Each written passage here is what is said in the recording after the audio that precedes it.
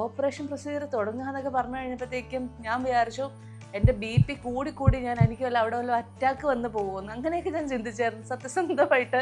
ഇപ്പോഴും ആ കാര്യം പറയുമ്പോൾ ഞാനൊരു ഒരു ഒരു പോസാണ്. എന്താ അവിടെ സംഭവിച്ചതെന്നുള്ളത് ഇപ്പോഴും ചോദിക്കുമ്പോൾ എനിക്കൊരു ഭയങ്കര എന്താ പറയുക, ഒരു ഒരു ഒരു ഫ്രീസായ അവസ്ഥയാണ്.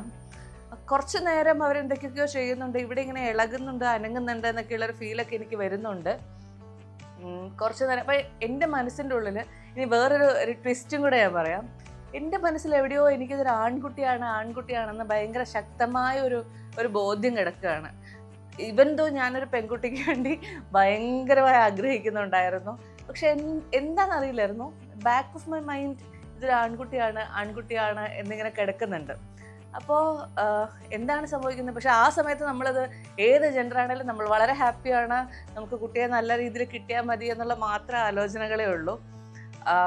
അങ്ങനെ നമ്മൾ ഒരു പകുതി ബോധത്തിൽ ഇങ്ങനെ കിടക്കുമ്പോൾ ഡോക്ടേഴ്സ് വന്ന് പറയാണ്, വീണ മോളാണ് കേട്ടോ എന്ന് പറഞ്ഞു.